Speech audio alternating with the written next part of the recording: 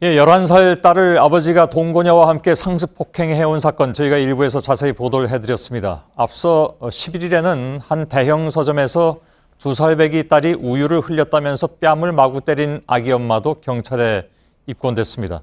부모가 하는 체벌이 훈육이냐 학대냐 그 경계선이 대체 어떻게 되는가 항상 논란이 되는 문제인데 오늘 팩트체크에서 이와 관련된 내용들을 좀 짚어보겠습니다. 김필기 기자, 우리나라의 그 처벌이 좀 약하다. 그러니까 되게 훈육으로 봐서 그런 것 같은데 이런 사건이 자꾸 발생하는 이유가 이 처벌이 너무 약해서 그렇다 이런 얘기들이 많이 나오고 있는 것도 사실이죠. 예. 그래서 법적으로 어떤 그 규정이 있느냐에 대해서 먼저 한번 따져봤는데요. 일단 우리 아동복지법상으로는 이렇습니다.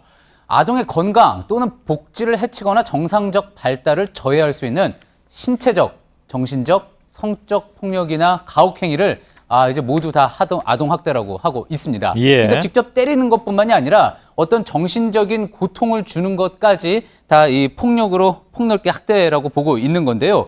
하지만 그동안 이 법으로 적용하는 단계에서는 좀 다르게 해석된 면도 있습니다. 전문가 이야기로 들어보시죠. 아동학대 처벌 특례법이 도입되기 전까지는 우리나라가 전통적으로 가부장사회 의식이 남아있었기 때문에 가정 내의 아동학대에 대해서는 상당히 관대한 경향이 있었고 그러다 보니까 아동들이 사망에 이른 경우도 이 살인의 고의성을 거의 인정하지 않고 과실범에 준해서 처리하는 이런 경향이 있었습니다. 실제 어땠나 좀 살펴보면요. 2007년 광주에서요. 6살 아들을 상습 폭행해서 죽인 35살 우모 씨. 징역 5년이었고요. 또 이를 방관했던 아이 엄마는 징역 2년에 집행유예 3년을 받았습니다. 그리고 2012년에 전북 정읍에서는요. 10개월 된 둘째 아들이 게임을 하는데 방해가 된다고 해서 상습적으로 배를 차서 소장 파열로 죽게 한 20대 부모도 각각 징역 2년이었습니다. 자, 2년 전에는 좀 달랐는데 이제 소풍 가고 싶다던 딸을 때려서 숨지게 한 울산 사건 있었죠. 너무 유명하고 또 언론의 조명을 받다 보니까 18년형이 선고가 됐지만 대부분의 경우에는요. 살인죄가 아닌 상해치사, 그러니까 죽일 의도는 없었다는 이유로 상대적으로 낮은 형을 받은 경우가 많았던 겁니다. 근데 앞서 그 변호사도 얘기했지만 그런 문제 때문에 작년에 특례법이 만들어졌잖아요. 근데 그 별로 소용이 없었다는 얘기인가요? 지난해부터 좀 변화가 있었어요. 지난해 이제 아동학대 처벌 특례법이 제정돼서 9월부터 시행이 됐습니다.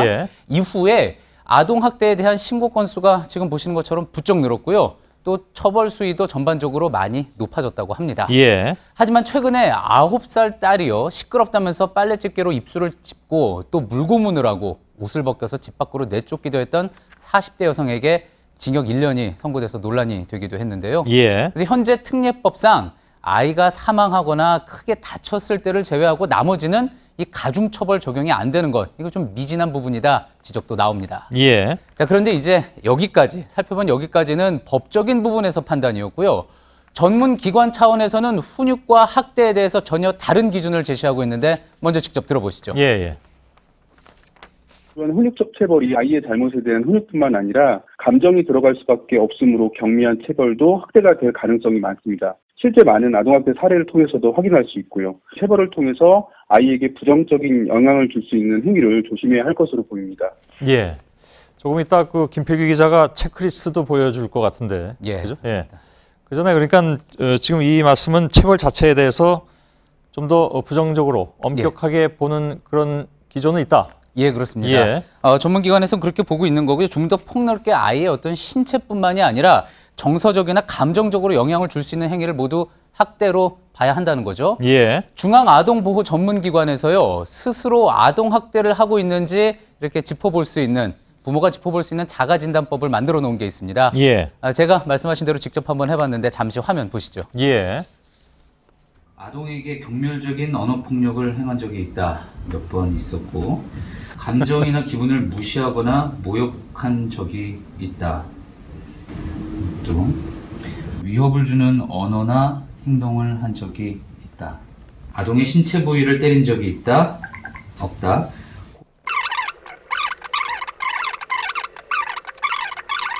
음란 비디오나 책을 아동에게 보여준 적이 있다. 없다. 저 솔직하게 한 겁니까? 그렇습니다. 맨 왼쪽이 다 없답니까? 예, 그렇습니다. 예, 없다가 물론 많이 있지만 가끔 있는 건 뭡니까, 그럼? 예, 그게 이제 정서적으나 말로 이제 했던 부분인데 크게 야단친다든가? 그렇습니다. 크게 야단치는 건 다들 하잖아요.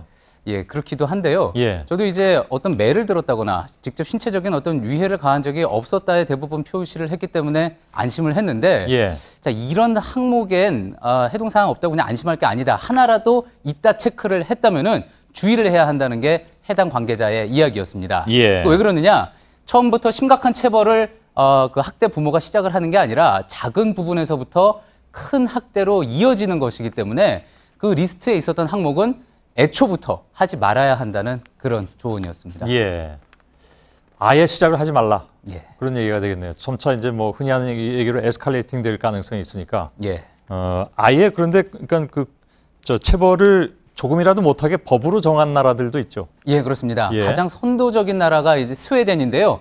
스웨덴은 1979년에 자녀에 대한 모든 체벌을 금지하는 법을 만들었습니다.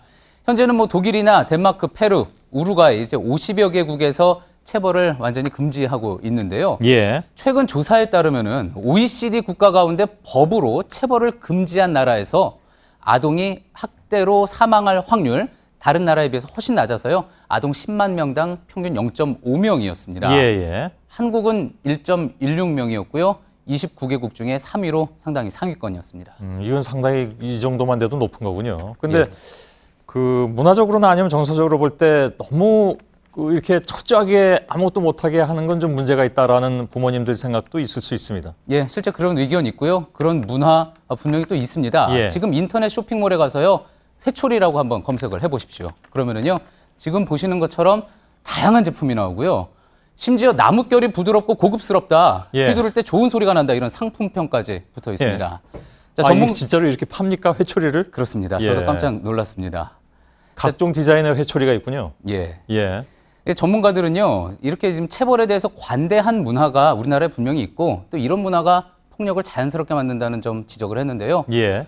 훈육과 체벌의 경계가 어디냐 이걸 논하는 것 자체가 아동 학대를 하는 부모들의 논리를 정당화시킬 수 있다. 그러니까 그런 경계라는 거는 없다는 의견, 이것도 귀 기울여 들을만 할 것 같습니다. 예. 약간 뭐 진행하면서 헛웃음이 나온 경우가 있긴 있습니다만은 사실 어제 오늘 전해진 그 소식을 보면 정말 어른들은 할 말이 없는 그런 상황이긴 합니다. 알겠습니다. 김필규 기자였습니다. 수고했습니다. 예. 김필규 기자.